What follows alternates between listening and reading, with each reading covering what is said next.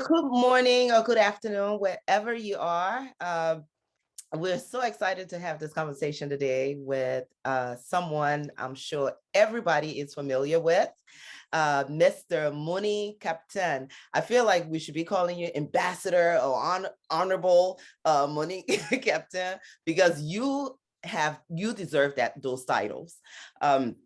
You've been the foreign minister at the Ministry of Foreign Affairs. You've been the CEO of Cumium. You've been the president of the Liberia Chamber of Commerce. The Liberia Chamber of Commerce, which is the largest business member organization, the head of the private sector in Liberia. And I know you won by like 80%. More than 80% of the vote. So that's huge when the private sector say we won you. You also was the CEO of the Millennium Challenge Accounts, which was a huge deal in Liberia. I always call them the gift from America, a nice gift from America. And recently, you've been appointed as the chair of the Liberia Electricity Corporation Board. Congratulations and welcome to Salamartu and Friends, where we have Charlene and Robina. Claudia, so thank you. And then in addition to all of those titles, he's a businessman.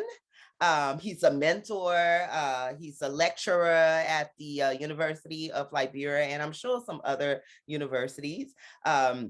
And when I say mentor, I'm kind of using that word very loosely, because you're someone that I know all of us on this call can pick up the phone, can ask you a question about anything, and you're always willing to help. So thank you so much for joining us on Salamartu and Friends. How are you? I'm fine, thank you. And thanks for the invitation. I'm looking forward to our conversation. Okay, so, when I put it out there that we're going to be talking to you, the head of the chair of LEC, of course, everybody got excited, but I think everybody got excited for maybe one of the wrong reasons. They were looking, the questions they were looking to answer were just, oh, we're going to get light, we're going to get light.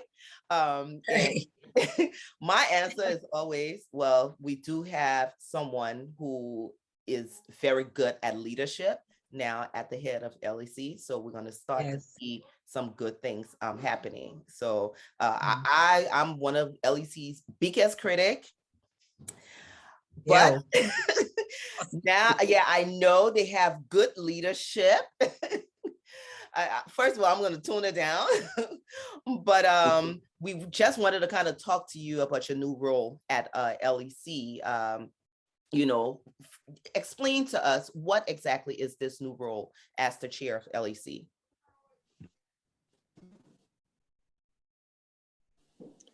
Well, as chairman of the board of directors of LEC, my responsibility is really on a policy level. So the board really gives direction to management in terms of where they want management to move the company. And we set overall strategic policies for the company. The board does not manage and operate the company. And there's that misperception in Liberia that if you're chairman, you're basically running the company. You're not running the company. So I just wanted that for clarification. But in terms of where we want to see the company go, what we expect of management, and to ensure that there's accountability, the board plays that fiduciary responsibility overall with regard to LEC. So we give general direction of where we want LEC to go, and particularly because LEC has one shareholder, and that's the government of Liberia. So the government vision, in a way, is expressed through the board, and I'm sure everyone will agree that one of the primary visions of government, or any government, would want to see access to electricity increased throughout the country. And I think the other question I had was, how many people are actually on the board of LEC? There are about 9 board members, 9, 10 board members. Three of them are statutory members, which mean they're, government ministers. So they hold that, and then there are 5 that are taken outside of government. Okay. All right. So now in this new role, what is your vision as the chairman of Okay. Well, I will give you a simple answer, and that is to fix LEC. What do I mean by fixing LEC? One, LEC is a service provider. They're supposed to provide electricity to the general public. And are they providing the electricity we expect them to provide? No, we need to fix that. What are the root causes of the problems they face? We need to do a deep dive and determine what those problems are. I have a pretty good idea what those problems are, and that will help me in trying to address some of the problems. But let me just give you generally one. LEC has no capital to work with. So normally when you have a company, the shareholders are the ones who contribute equity to run the company. But with LEC, we really don't have operating capital. What we have, developed the infrastructure, the energy infrastructure.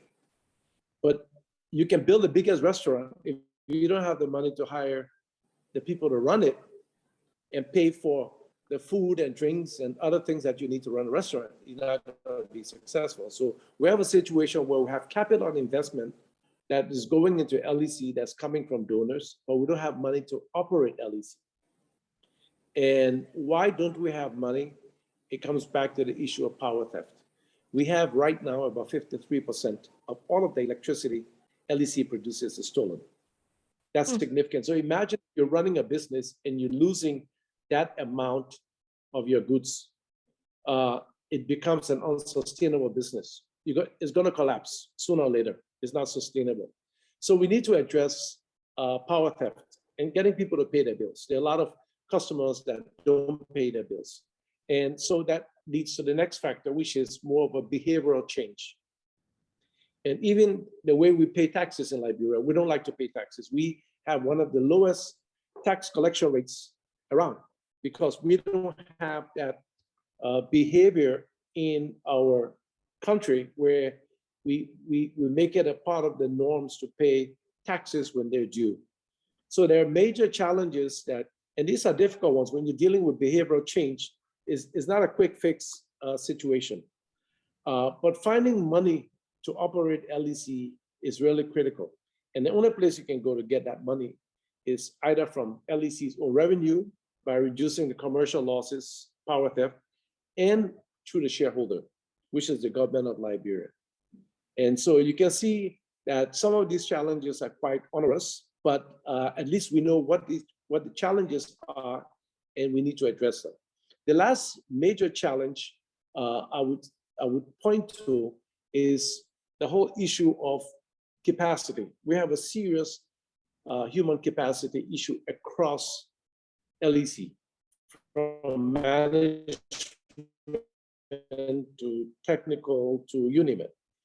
And don't forget, LEC stopped providing electricity in 1990, the end of 1990, and restored electricity on a very small level 26 years later. So there was a 26-year gap where you had brain drain, you had professionals who passed away.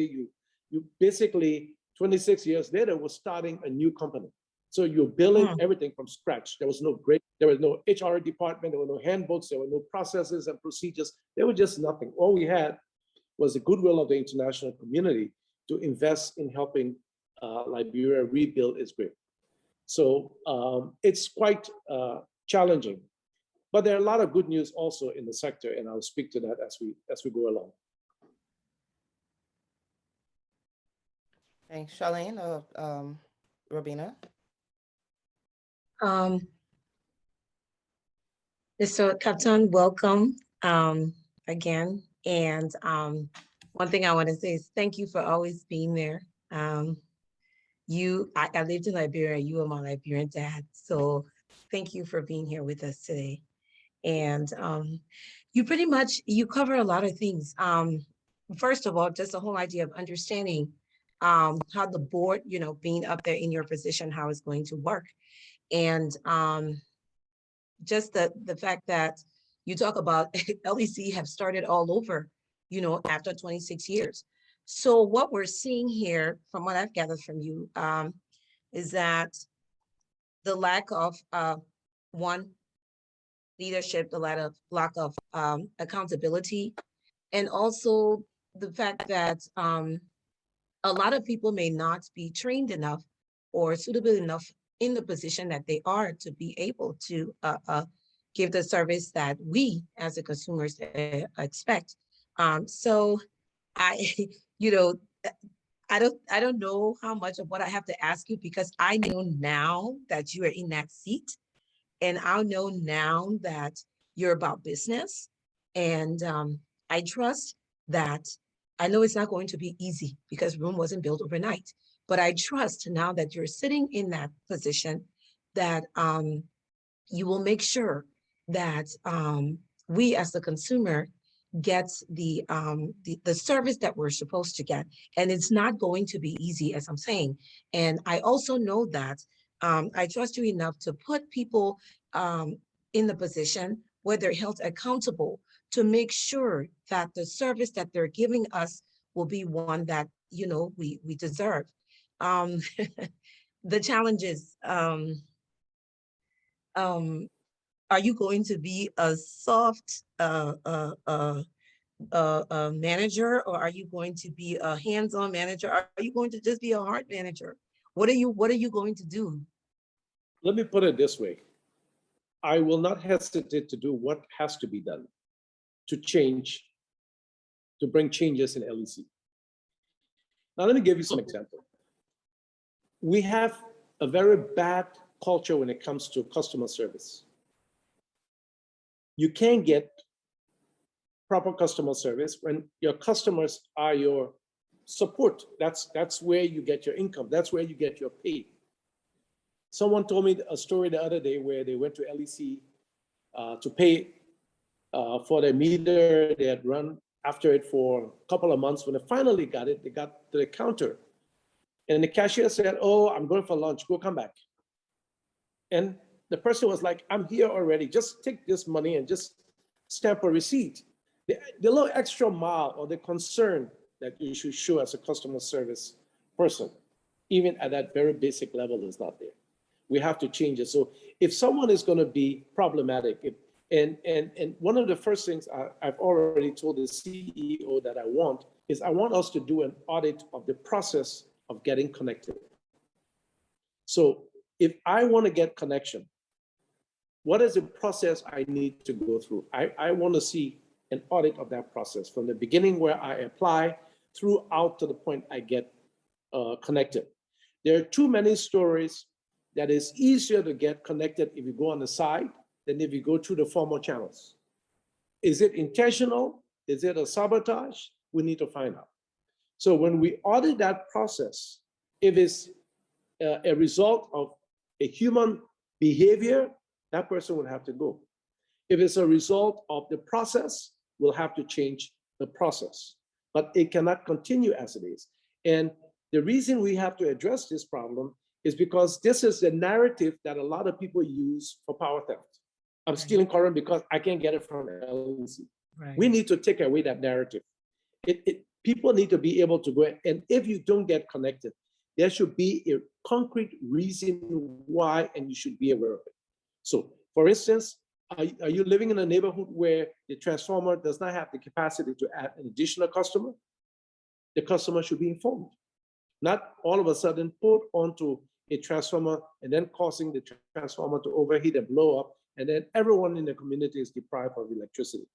So we need to go down to the root causes, and part of doing this is to solve the problem, not just to identify it, but you must be able to solve it. And so if you ask me hard, soft, or whatever, I'll put it to you this way. I will do what we need to do to fix it. Thank you. Thank you. Good afternoon, morning. So here's my question, and I'm going to take you back a little bit. You started talking about the brain drain at LEC, or I mean, brain drain across the board, really. But how is the LEC leadership structured, and how are they recruited? Good question. And I think this is one of the areas of a lot of confusion that people don't really understand what's happening at LEC. So when the donors came in and decided to invest all this money into LEC to rebuild the grid, rebuild Mount Coffee, buy generators for us and so forth, one of the things they said was that LEC needs to be properly managed and we're going to put in all this investment. Since Liberia does not have the capacity in terms of the management skills to run the utility at this point, the donors decided that they would hire, through international competitive bidding, a management company to manage LEC for a period in which they will turn LEC around and make it a normal utility company, meaning that you put into place a structure, you put processes and procedures, you build your inventory base, you put in your financial regulations, your human resource regulations, and at the same time, you train the successor management. So what has been happening is the company that is managing LEC now, they've put out announcements for Liberians to apply, both people that work in LEC today and people that work that are in the diaspora. And what we're trying to do is to sort of shadow people against the key staff positions that the foreign management company has right now. So for instance, a CFO, a executive director for transmission and distribution, an executive director for distribution, a human resource director, a CEO, and so forth. So, so far, there are about 10 senior positions, and we have only been successful in getting 4 counterparts. So the process is ongoing, and for the CEO and COO, there's a plan now to expand the search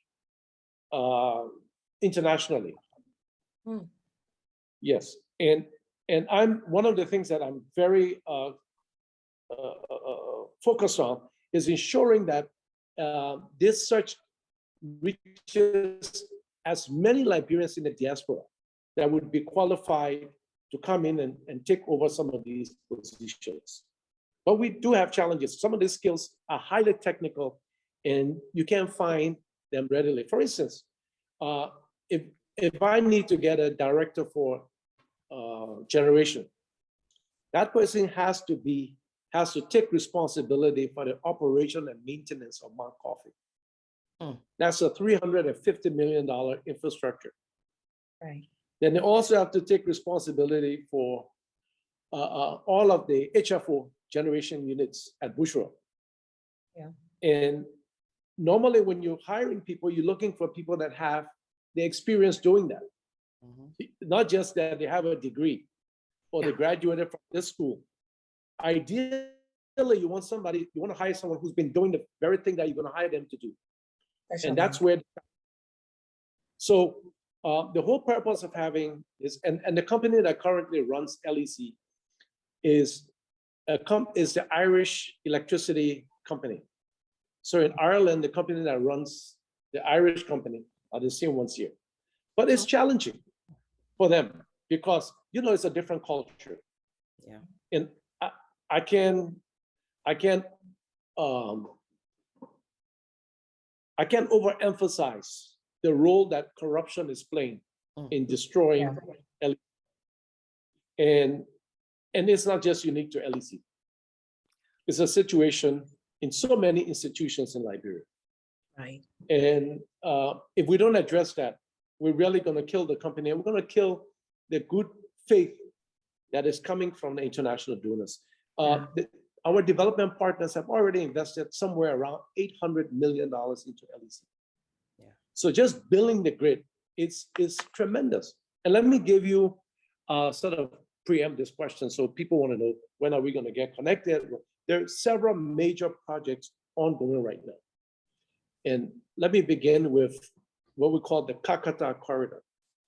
So there's a transmission and distribution network being set up from Pingsville to Wiela.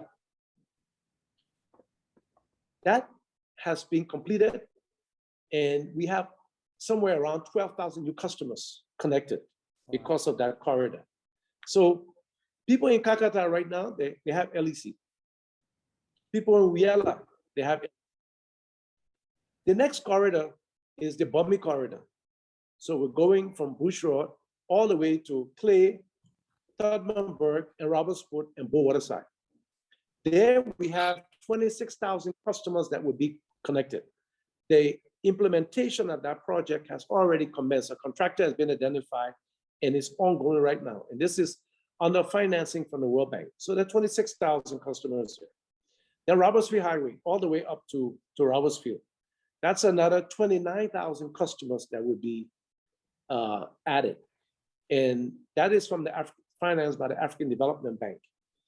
And they're building two substations, one in Shufflin and one in Robertsfield. Then right here in Monrovia, there's a lot of work going on in Monrovia, which is called the Monrovia Consolidation Project, which will add 34,000 customers. Because what we're doing now is strengthening the capacity of the network. Before, the network could not take the current load that we have. And I'm not talking about generation, I'm talking about transmission. So for Monrovia, we have 34,000, and that's being financed by the European Union. And then we have USAID that have now connected Banga to Ganta. And there, along that corridor, they will have about 2,700 customers. So Phoebe, Cottington, Cary will be all put on that line.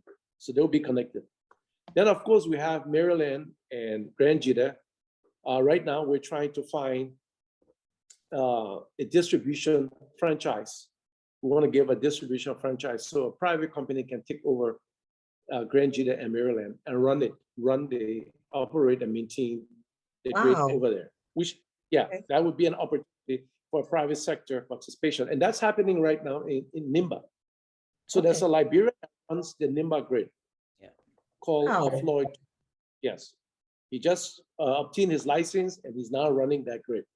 So we have that. So all in all, when we put all of these things together, we will be adding 160,000 customers in addition to the 112,000 we have today. So we're going to 260,000 customers for LEC. But one of the things we have observed is that as we increase the customer base, the rate of theft is increasing at the same time. And we need to understand the relationship between those two and try to stamp it out. So that's one of the major challenges. So if you look overall in terms of where are we in terms of, say, transmission, we're adding 186 kilometers within the next 2 years. So we're looking at a lot of these projects ending around 2022 and hope up to maybe 2023. But by 2022 ending, we should have Robertsfield and Bummy and most of these areas connected. So there's a lot that is happening.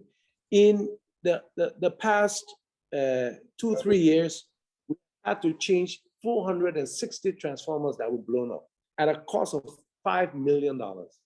Imagine spending that money when half of your revenue is stolen.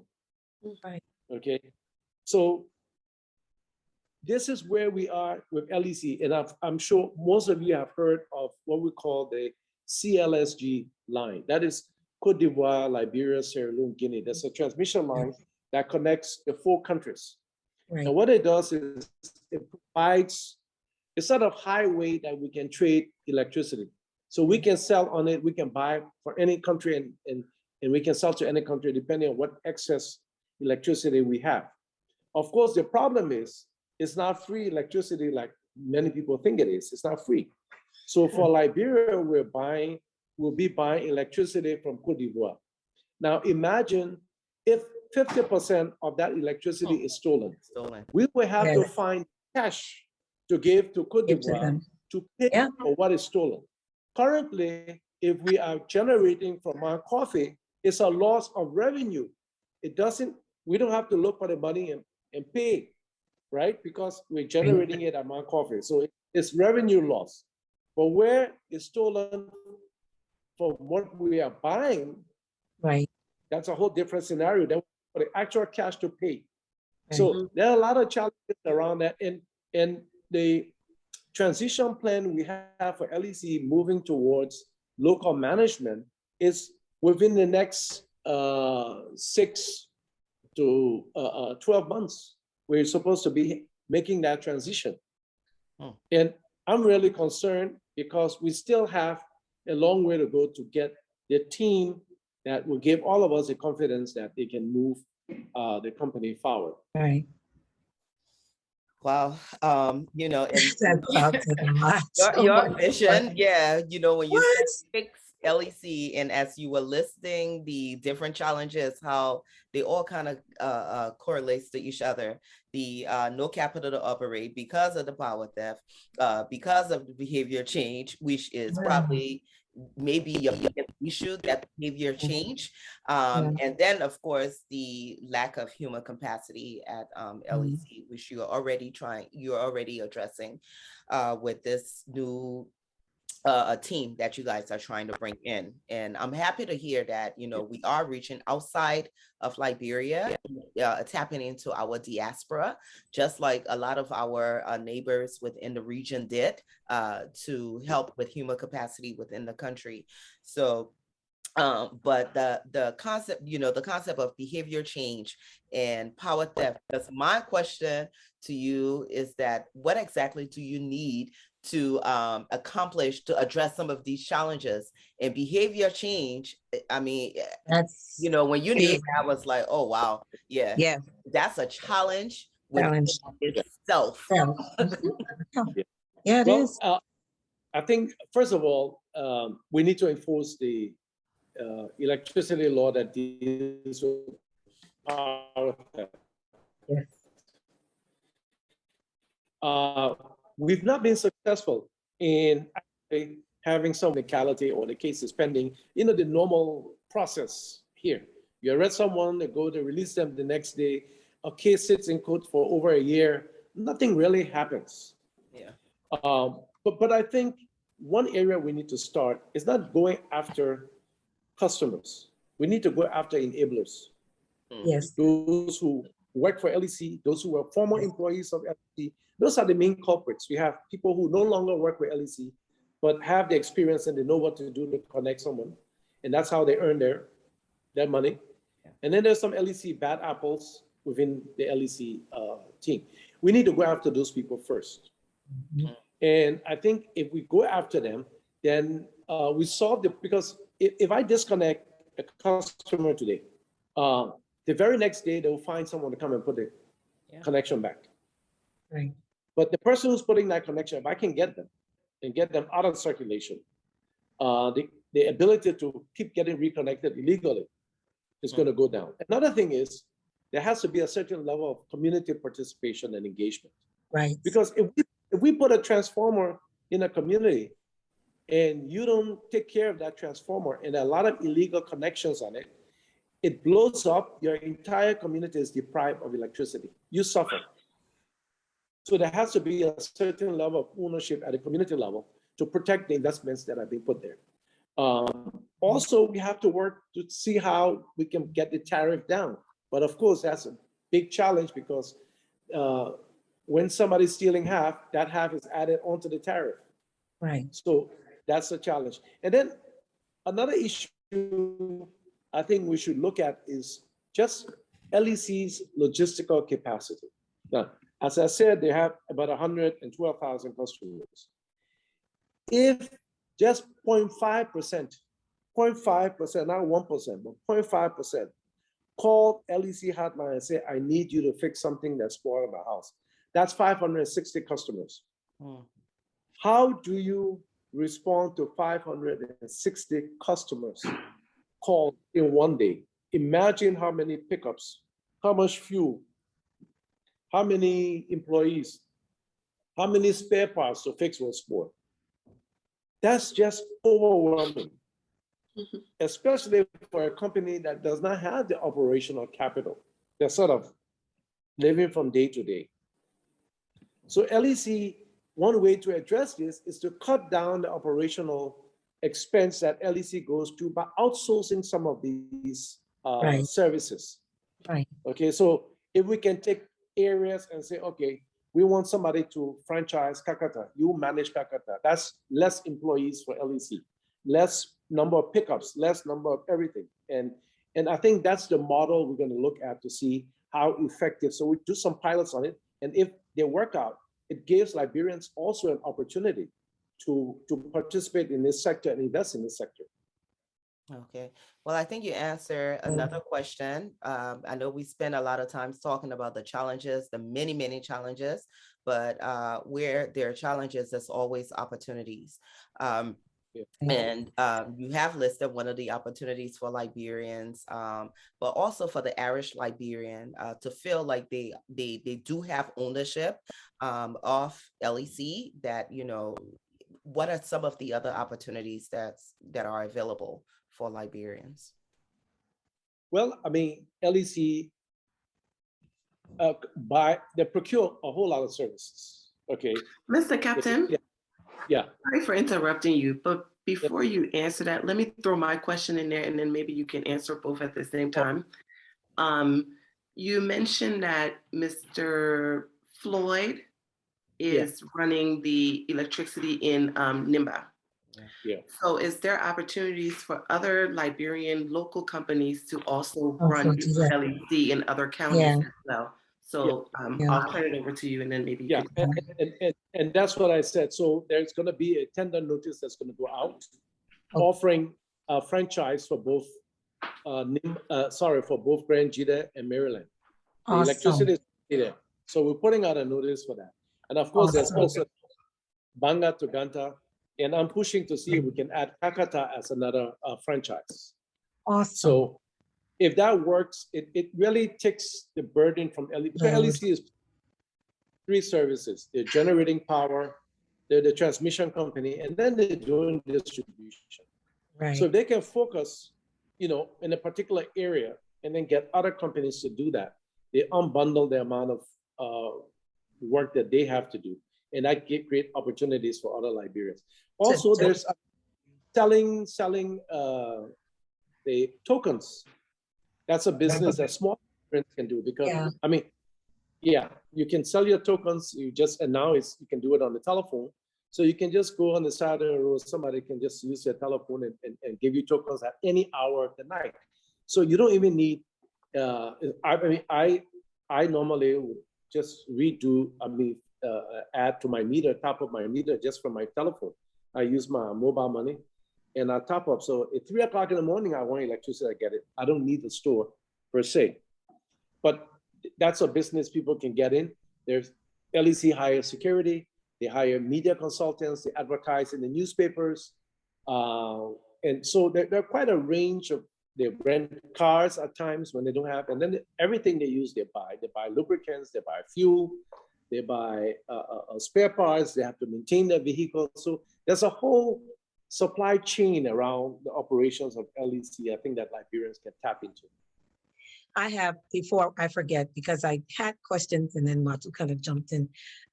So let me stop. As you were speaking, several things came to my mind. And I thought about, you know, it's kind of like decentralizing, where you are now going to let, you know, these different zones, as I would call them, handle the situation where that takes that load off, you know, much of that load off just you. And then, so will they also be, I have a few, so are they also going to be under, you know, following LEC's guideline and the policies and the you know, whatever they're going to be regulating in these areas, enforcing, where is this power theft? They're going to have their own enforcers to make sure that that's not happening in the area. And then also, on the flip side of it, what I've noticed with LEC is the lack of information. I feel that PR, because people have so many questions. Remember, some people cannot read. Facebook is a good avenue, but I can't read what is going on with LEC. I think there should be a 24 hours public relation office that is specifically there to answer the consumers' questions. Don't insult me. Don't argue with me. because it's frustrating when I pay for service that I'm not getting. So, the public relations office, do they have one that actually they're the ones who's supposed to be out there in the field running and making sure that the consumers are informed? Because that seems to be another area that hasn't been paid much attention to. And they feel like when they come on Facebook or they're on the newspaper, in the newspaper, or they're on the news with just one thing, that's it. But people have questions and the interactions tend to help. And information will come back to you about who's stealing, who's doing this. So that public relations office, Mr. Captan, are there It's any? very important. No, I mean, absolutely. It's one of the critical areas, and that's where you're looking at engagement. I met with the legislature. Even they complain that they are not informed. They don't know what's going on. So it needs to be carried at a higher level. There has to be very strong stakeholder engagement, and there needs to be a clear communication strategy. And people need to weigh what is the most effective way to communicate with the public. How many people really have access to Facebook when you look at the overall scheme of things? It's a few, elite, I would say, maximum 30 or 40,000 people maybe out of a 5 million population. So we need to look at other avenues, going directly out to the communities, radio, all of these things be explored. Now, I want to come back to the question you asked about the regulation and all of that. So LEC in the past basically had a monopoly right on electricity generation, transmission, and distribution in Liberia. And that law was changed in 2016 to open up the sector so that private companies can come in and participate in the sector. So in 2016, the electricity law was passed. It created a regulator, which is called the Liberia Electricity Regulatory Commission. They are responsible to license operators. So even LEC has to go to get a license. Right. So if you went to them tomorrow and say, I want to set up an electricity company in Greenville, I want a license. They will be the one you talk to, not LEC. The only time you talk to LEC is if you are going to utilize LEC assets. So if LEC already has a great in a distribution network and you're going to operate it, then you would sign basically a franchise agreement with them, and it's basically a commercial agreement and all the terms are in there. Okay. Right. So for instance, if I were to give you, say, Kakata, say you run Kakata, I would have a meter on the feeder going to Kakata, and I would tell you, okay, I'm selling you X number of kilowatt hours per month, and I would sell it to you in bulk.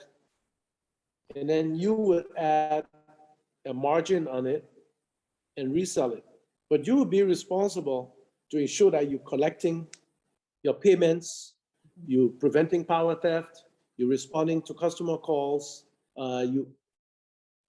connecting new customers, expanding the network. So all that can be contained in a franchise agreement. Okay. Thank you.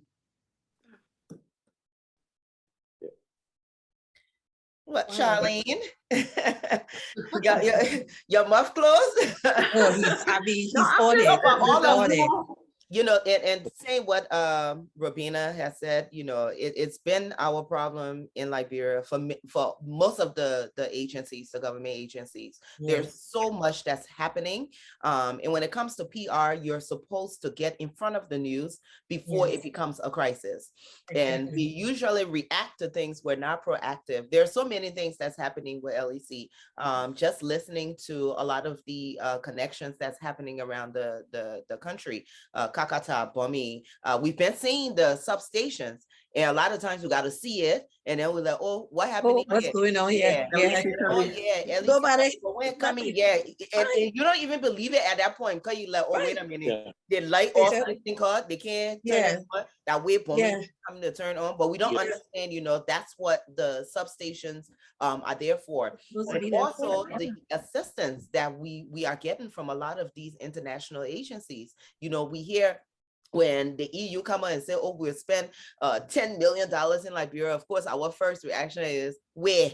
Yeah. Yeah, ECA, so we're playing right, right. not knowing that they're, to have USAID, EU, the African Development Bank, the World Bank, all of them pouring money into Into our the energy.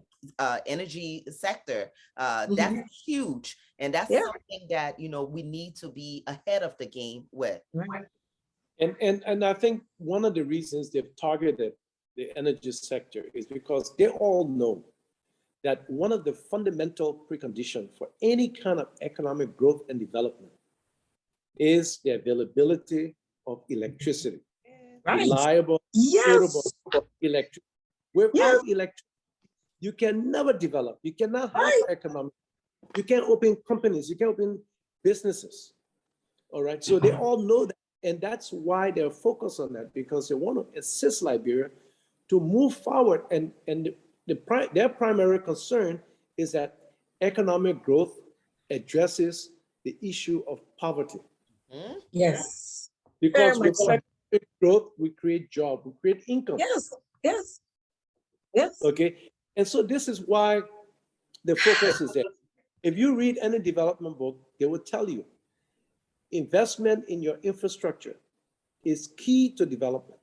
Yes. And so if you look at countries, why is the US and Europe advanced, and China and Japan? Look at the road network, look at the electricity network. Yeah. It's top class.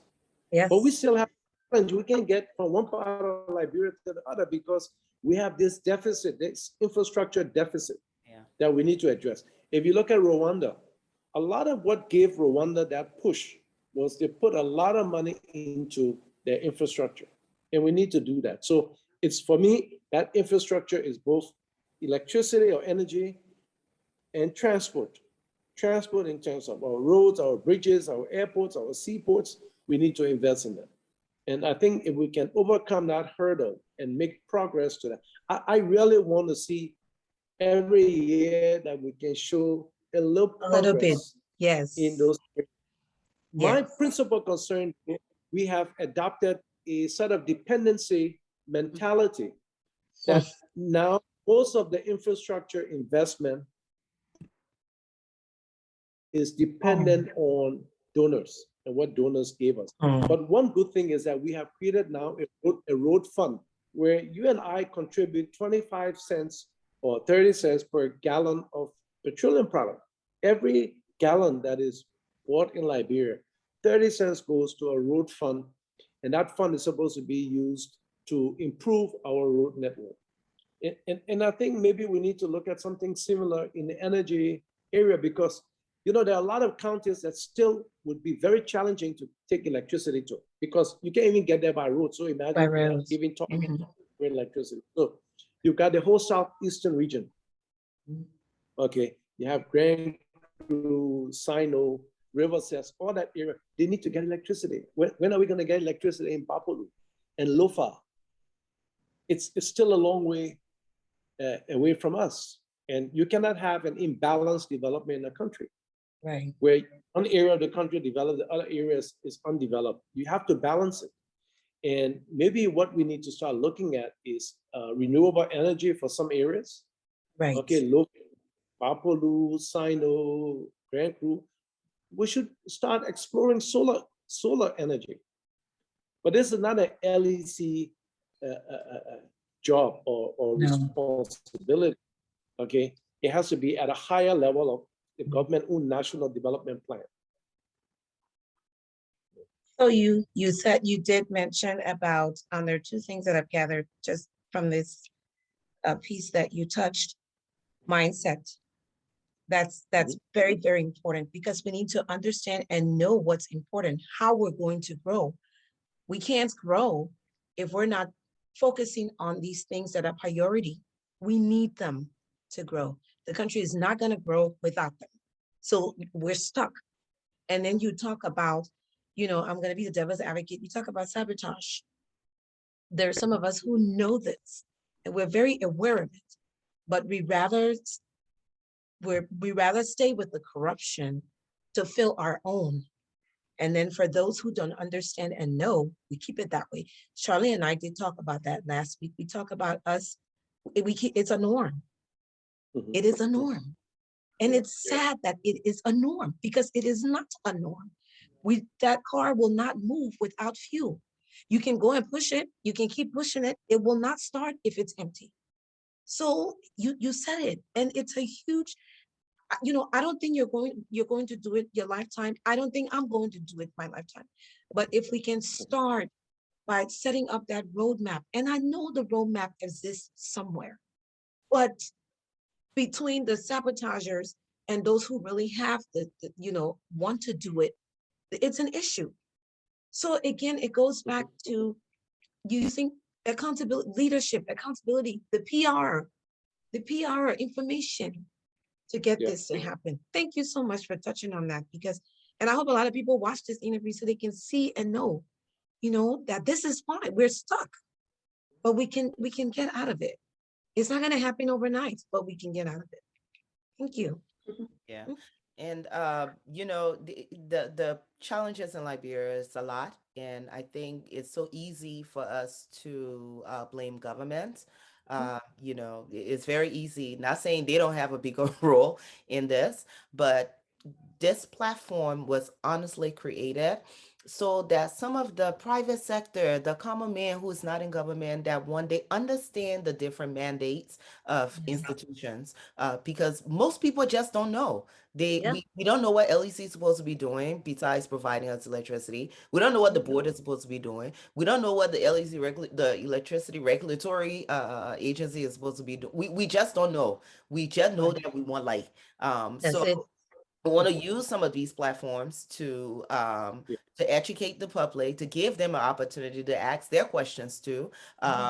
And hopefully some of our government agency could also listen in to what some of the people want, what they expect from them, and also maybe provide some kind of clarification on their mandate on what they're supposed to be doing. But I have no doubt that under your leadership, Oh, we've yeah. seen the good things that happen with the MCA, the Millennium Corporation account. We've seen what has happened with that, and we've seen what you've done with Comium. I know what you've done with the Chamber of Commerce. So yeah, I know. So I have no doubt that under your leadership, that the challenges that you refer, and I know the U.S. ambassador, Ambassador Michael McCarthy, he did a press conference recently, and these were some of the issues that he touched on, and it was so, it was funny, but it was sad because I could hear the frustration in his voice, and the frustration, it seemed like he spoke on behalf of the international partners who have poured money into this infrastructure because they understand the importance of fixing the energy sector. I sing about it all the time. I've even taken it to another level. I said, look, yeah, it's important for economic, but it's like a human rights issue for me to have accessible and stable electricity. I grew up with it, even when I was in Liberia, growing up in Liberia as a child. Yeah, I like. I Yeah. don't remember a lot of these issues, and even talking to people who are older than me, we didn't have these type of issues. But like you mentioned, 20 something years of us destroying our hydro and then just kind of being dormant for that long, it's going to take a lot to repair it. So, but you do have a huge challenge ahead of you. Also know that we are here to Yes. disseminate good information that is happening. Yeah. I love to be proactive. Yes. So proactive, I should say, but Definitely, any bro. information you have, I know there's some TORs coming up for a lot of the positions that you listed. Um, and just some of the information that you provided here, if people can just have access to this information beyond this platform, so they know that, hey, people are working. People have faith in Liberia. People are giving money to Liberia towards this. We just need you to do your part. We need us to do our part. We need to stop stealing current. We need to pay our bill Yes. because that part of Salamartu, excuse yeah. me 1 second. So while you're talking about money, we didn't touch on the cost of electricity in Liberia. We realized that in the region that a lot of countries are paying a whole lot less than what we're paying in Yeah. That's Liberia. a theft. Go ahead. Let Mr. Like you said, Captain speak, please. 50% If you seen of it that 50%, is- he explained Yeah. that the money is I mean, you what have it's to worth. make up to something. That's you know. I don't know if y'all realize that question was to Mr. Captain. No, we It won't was. answer it. No, we Can you? I would like to know what Why is it's it? high? How much is it? How much are we paying in Liberia? Oh, How okay. much are our neighbors paying? And how can we get to the point that we can have cheaper electricity in Liberia? Let's just stop stealing. Stealing. Well, Mr. let me tell you Captain. that if you look at a table of commercial power theft rates and tariff rates, you see that Liberia has the highest power theft rate and the highest tariff rate. And I'm sure there's a correlation between the two. Right. So the only way you bring that tariff down is when you start bringing the power theft rate down. Yep. Because if I buy a crate of beer to sell and somebody steals half of the beer from that crate, how do I replace that crate of beer? Yes. The balance, I have to add the cost of the ones that were stolen.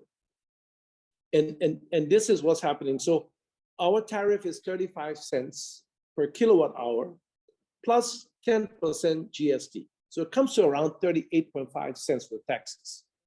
Ghana, for instance, is around 11 cents. So you can see there a third or even less than a third. Yeah. So you can see the difference. Yeah. Yeah. And so, I mean, it's not sustainable to continue at this high rate, but I can tell you something. See, it's much cheaper for me to have LEC than to run my generator. Absolutely. Oh yeah. But we need to improve on the tariff because right now LEC is implementing a social lifeline tariff for poor communities. And the way they do it, they didn't really announce it, but the way they do it, when you buy your credits, you actually get more kilowatt hours than normal. Yeah. And it's all based on a zoning system that they have. Oh, And really? they're also it's going to based on the experiment. zoning. Yeah. So if you And- live in an area where you have less They're poor. property, you should be okay. Yeah. Oh wow. Yeah. And then there's a offer now for companies where they'll give them the tariff, I think it's at around 27 cents rather than 35, but they have to consume a certain amount monthly. So we don't want to give a cheaper price to someone who's just going to use a little bit of current. So it's actually for high consumers. Okay. So that's a Okay. threshold that you have to meet in terms of to benefit from that tariff. So they're looking at ways to do this and to, bring the tariff down. But it involves a lot of financial modeling at different tariff rates, and they've been doing a lot of that. So I think we'll be able to do something there as well. Okay. Wow. But one point I want to emphasize is that we're looking for senior Liberian managers to basically take over LEC. And we have a transition period which we want the current management team to sort of transition and onboard a new management team into LEC. I was quite surprised that there wasn't anywhere I could go to find a data bank of Liberian professionals. And I'm really surprised. I mean, I thought you would go, I saw one or two, but they have not been updated for the past 3 years or so. So apparently whoever started it never continued. But I think that might be something good where people can sort of upload their CVs and, on a regular basis, do it and have multinationals in Liberia when they're looking for Liberians, they actually go out to search companies, HR firms abroad to look for Liberians because and they have a difficulty doing that. So Yeah. They throw something at LinkedIn and see how many Liberians respond. But I think this would be a useful initiative if somebody could start that. That's a project. Yeah, that's not a Yeah. project. That's a project. Are you that's a throwing something business- out at to that's- us to do something? That's a business proposition. Thank you, No, yeah. no, Thank you. Yeah. I think he's gonna he did something here because we know you so well. When I raised that, someone actually commented that, oh, why the government doesn't have something like this? The government can't do everything. And No. this doesn't have to be government. Why should the No. government, So, Right. and you can find a way how to monetize it. I mean, you can either have a subscription to that site, or if they want to download a CV, you give an abstract. If they want to download it, they pay online for it and they download it. Right. Yeah. But So, I mean, I'm sure you guys are savvy when it comes to those kind of things. You can find a way around it. Yeah, you see, he told you, I told you he was telling you I was gonna. no, I got that sign when I saw the post a long time ago. Yeah. But in regards to the jobs, I'm sure there's a couple of us who are working on it. But Yes. when it comes to board position, there is a database that is set up thanks to help from the IFC. We have the Women on Boards Network, and Yes. we have women who are qualified to serve on boards. So we want to make sure that all of these boards have a good gender balance. So the Women on Boards Network website, which is WB. Look at that shameless Hello, plug. because no. WML.org. Yeah.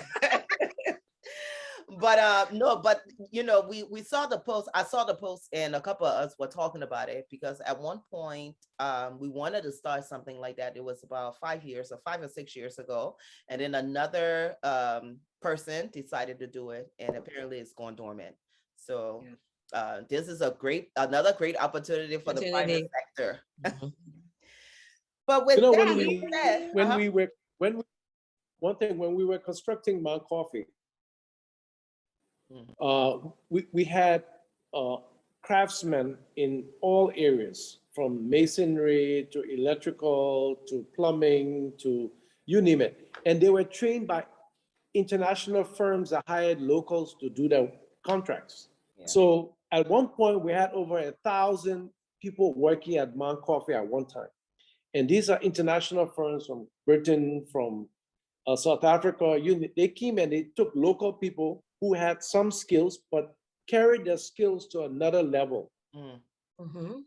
So if you're looking, and I had suggested that to the former Minister of Labor, that why don't you take all these people that have worked, put them into a database. Right. And so if I'm looking for a good electrician, I can go into that database and say, well, this guy worked for so-and-so company, international company, at Mount Coffee when we were building it. Yeah. So this is somebody I can use, or this person was a plumber there, or whatever, or this person worked in logistics or HR, But apparently we lost that data now. We don't have that database. And you know how it is. If you're looking for a craftsman in Liberia, is calling a friend and say, do you have a good plumber? Yes. We have no classification system in terms of skills. So you're really shooting in the dark when you get someone to come and mess around with your electrical work. You gotta go daddy.com, go mama.com or something. Liberia? I mean, we thinking behind the scenes. No, we no, we need that anymore.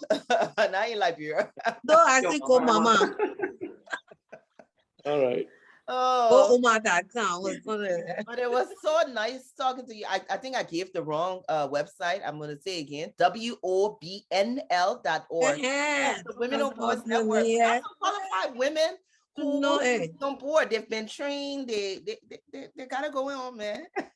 So, anyway, thank you so much, Mr. Captan. And again, we're here at your disposal. We will be checking up on the procurement services at LEC, looking out for some of the private sector opportunities for Liberians.